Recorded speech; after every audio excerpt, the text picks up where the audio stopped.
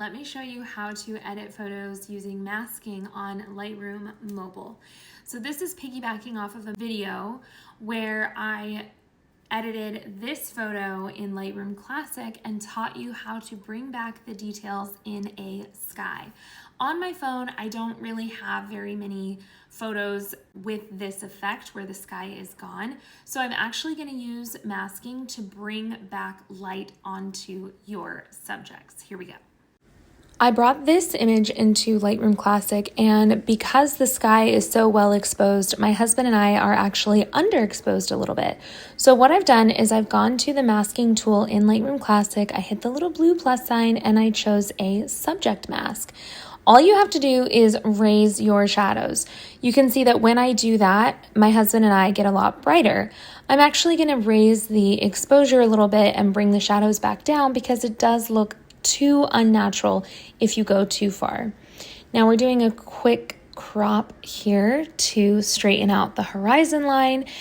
Going into the adjustment panel, I do increase the vibrance just a little bit on the overall photo, and then I go back into that subject mask. So I click on my husband and I there, and I like to increase the temperature just a little bit. Sometimes when you get rid of shadows, it makes that area of the mask just a little bit cool. So I made us just a little bit warmer. Going into the effects now, I dehaze the overall image just a tiny bit, and you can see this is an image that was taken years and years ago. It was just a little too overshadowed. There's a before and after there. So this is a very rough and ready way to show you how to use masking to increase those shadows. Now, this next image, my son and I are actually a little bit hazy. A little bit of the details of us are lost because of that backlighting. So first of all, I straightened the horizon line again, and then I'm going straight into the effects panel and increasing the dehaze slider. And you can see it sort of cuts through that hazy view and bring back more color, more contrast.